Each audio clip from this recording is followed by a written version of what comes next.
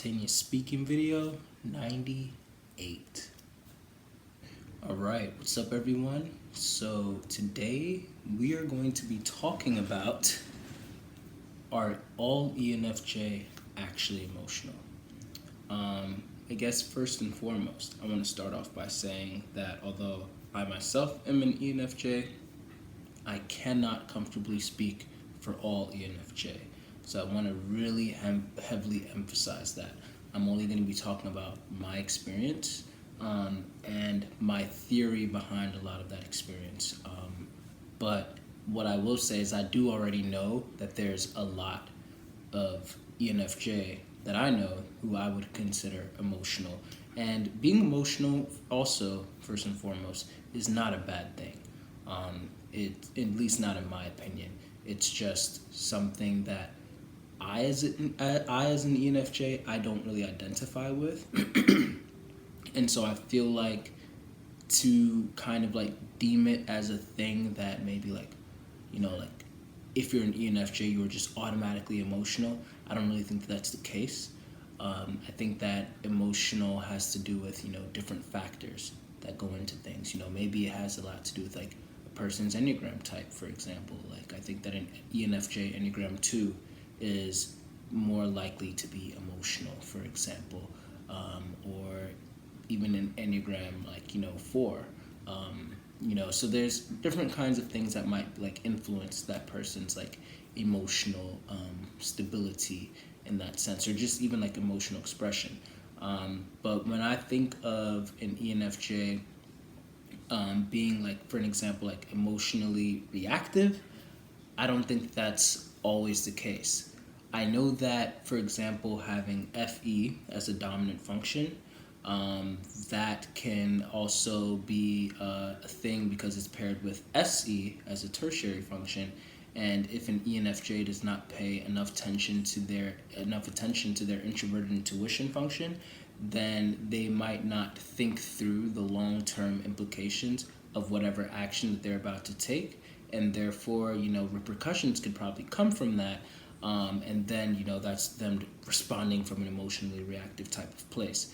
But even then, it depends on what it might be. Like, I think in those kind of situations, the ENFJ is likely to be emotionally reactive in the sense that they're like hopping to go and help somebody else, or just to defend someone, Whereas there's other forms of emotional reactions where it's like you're in a defensive state. Like as soon as you're in a argument with your significant other, then all of a sudden you just start saying things that you don't even mean, but you just start saying biting comments.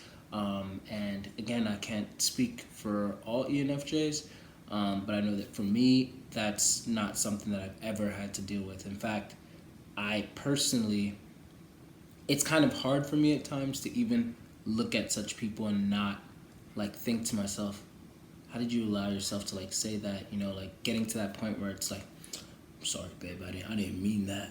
I was just angry. It's like I get it because I know that most people are like that, so it's like maybe I would just be the weird one. But that kind of emotional reaction, once again, is just not something that I identify with personally. I have other flaws, but that's just, I guess, in my opinion, if that's considered a flaw, it's not one of them.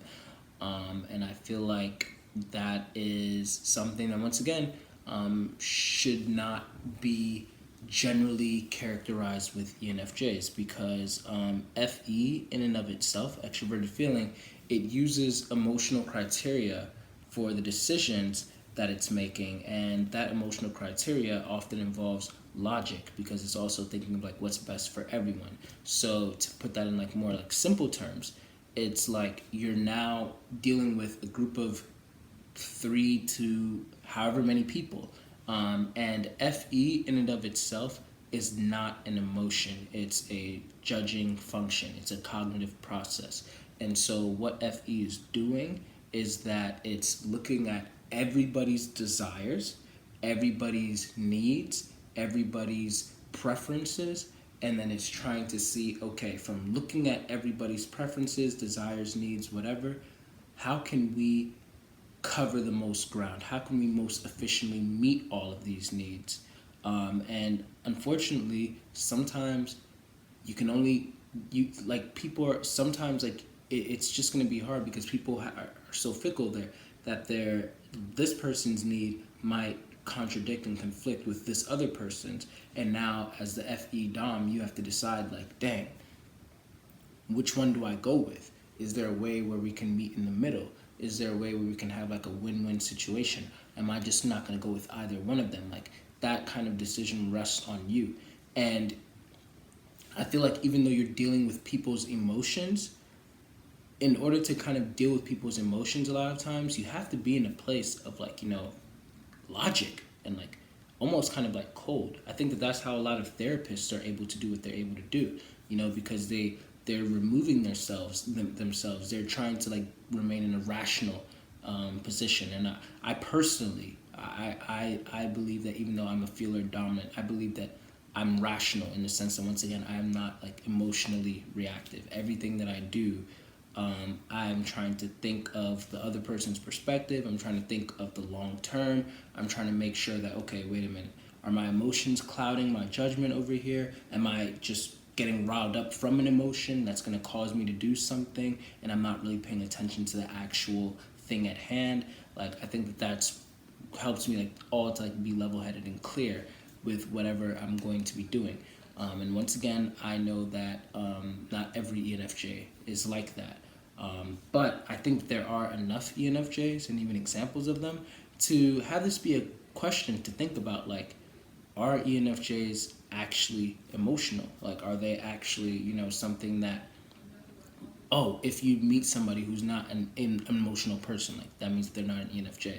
I think that that's not really the case because, once again, like, FE is more about dealing with people's emotions to try to like bring about harmony or like getting everybody on the same page or meeting everyone's needs. And sometimes that's a big thing in and of itself.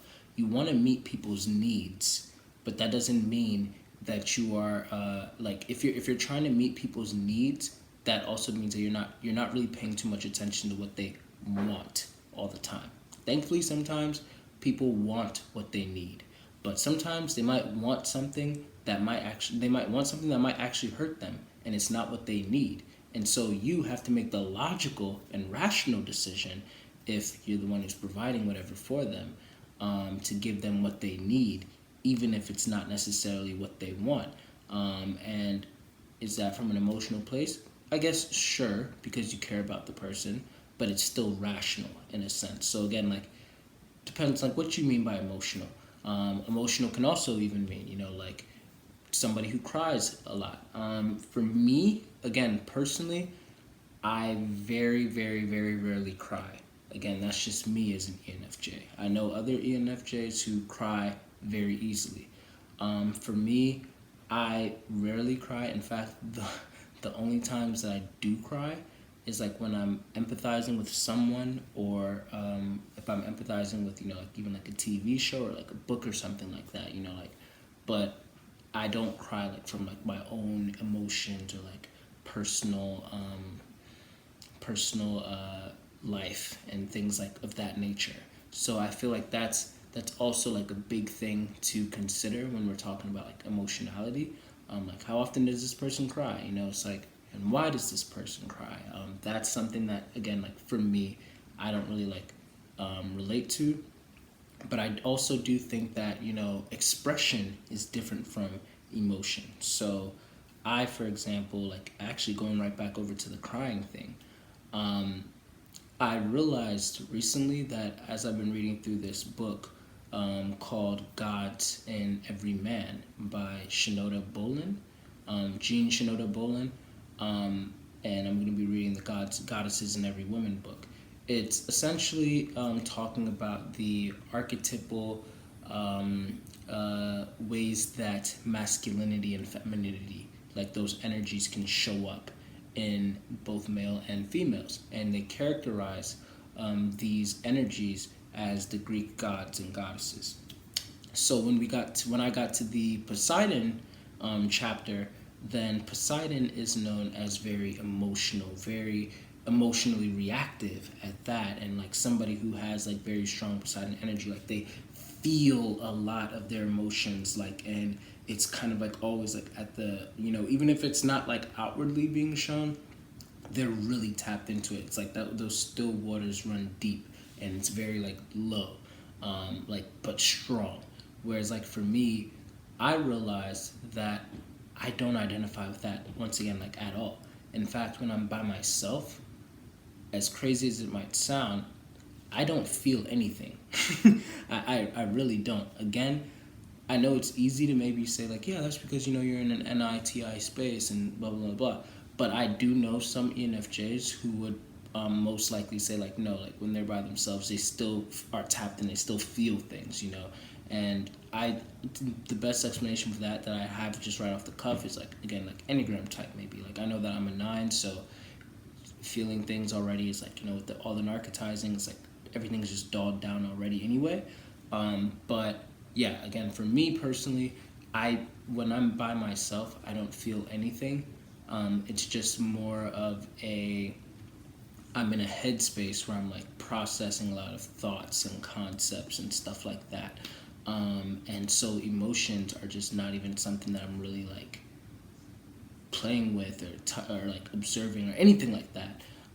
Whereas when I'm with people, I feel the most. When I'm with certain people, when I'm connecting, like depth of connection is the best feeling that I've felt to this day. And that's the feeling that I'm most addicted to. And I believe that that's why I'm always seeking it. I'm always seeking because I like that feeling so much, and it's something that I can't conjure up by myself. I want to interact with someone else in a deep way, in intimate fashion. And the more that I can continue to do that, the more I'm feeling based off of whatever we are conjuring up together. But yeah, when I'm by myself, then I don't feel anything. And however, I do know that I can be expressive, though. And I feel like that's different, in my opinion, from being emotional. Now, emotional people happen to be expressive a lot of times. But I think that for me, again, if I'm connecting with someone, then now I'm feeling something. So it's like, okay, it's easier to like not be expressive. But even if I'm not connecting with someone, I can I kind of like, I guess what I'm doing in this video, I'm trying to connect with the potential audience, and so my expressions are, a little bit more like put out there, like I do certain things with my eyebrows, with my hands, everything is just kind of like natural, but I think that again, like it's different to deem yourself as someone who's like expressive, maybe even like using like certain words and everything, to like of affirmation, as opposed to emotional, which once again, like I don't really view myself to be. And so when it comes to like, for example, the poker face, I think that I have a very, very, very good poker face. And I'd even venture to say, I've said it in a past video a few years ago, and I'd still stand with it. I believe that for me, facial expressions that I make are intentional. Not that I'm consciously thinking every time to make that facial expression, but if I've made a facial expression, then I'm kind of like aware of it, to the point where now I've done it so consciously that now it's unconscious. But I can easily like if I want to consciously have a poker face or not laugh at something, I won't. So one of the ways I can even like think about that is kind of like if you are watching like a comedy show, and you know how sometimes like something funny like happens on these comedy shows, and then they'll put on like the laughing, like ha ha ha ha or whatever in the background, and like the applauses. Like for me, it's like as a kid, like I register like, okay, like these are the times when like these are things that we're supposed to find funny, and these are things that we're supposed to clap at, stuff like that. I'd assume that's how I started to process the world. But at the same time, like that doesn't mean that I don't want to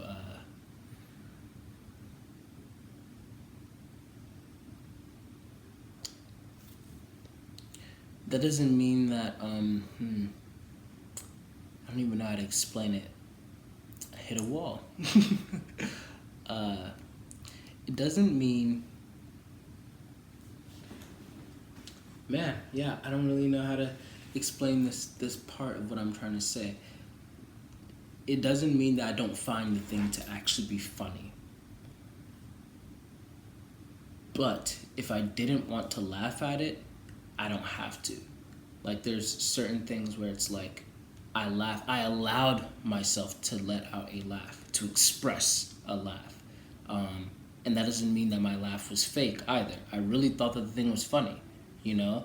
But could I have prevented myself from laughing? Yeah. But why would I do that? It's kind of like when you put like an LOL in a text. You don't have to do that. But it just kind of like adds to, the experience. Like, why not allow yourself to express that, So, yeah, I feel like that's kind of, I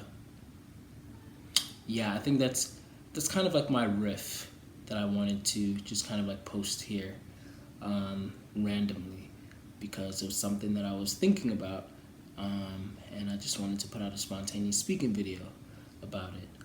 So, yeah, those are my thoughts for today. Let me know what y'all think. Are you an ENFJ or even a feeler that considers yourself to be emotional? Are you one that doesn't consider yourself to be emotional? And if so, how do you define emotional? Like do you spend a lot of time actually thinking about your feelings like when you're by yourself? Do you feel things? Like processing those feelings? Do you cry easily? Do you get angry easily? Do you laugh easily? For me, I find that I'm always trying to return back to a state of contentment. I'm always trying to as soon as I see that my mood has become angered or sad or whatever, then I feel things like shifting in me to just bring me right back to a level of contentment where I'm just cool, I'm zen, I'm happy, and I'm good, and I like being in that state of mind. But again, I know that I can't speak for all ENFJs because I've seen other ENFJs and I've talked to other ENFJs who actually don't really, have that kind of mindset. Right? They are more emotional at heart, and again, that's okay. But it's just something that I thought that I'd bring up in conversation, and I've been thinking about that for a while, especially after a profiling session that I did with Joyce on our channel that is going to be posted soon, where we profiled an ENFJ who happened to be, when we asked her the question, would you say heart over head or head over heart? She said head over heart. And I would relate with that too, personally, even though I'm a feeler dominant. But again, I think it's because I do view myself as a rational person, and it's almost to the point where it's and she kind of said this too, so y'all should definitely check out that video. If you haven't already subscribed to the Knife Show, definitely go ahead and do that because we have a lot of stuff coming out. Y'all don't want to miss that. But pretty much because I view things as rational and everything, sometimes I can even look at other people and think they're being a little bit overly emotional about this situation, because you're bringing more emotion into the situation than what's necessary or what's required. And that's, to me, sometimes where it's do you really got to do that? So, yeah. Anyway, that's my thoughts. I want to know what y'all's thoughts are when we get around to it. If you disagree, let me know. Let me know why. And if you agree, let me know why. Yeah. Done.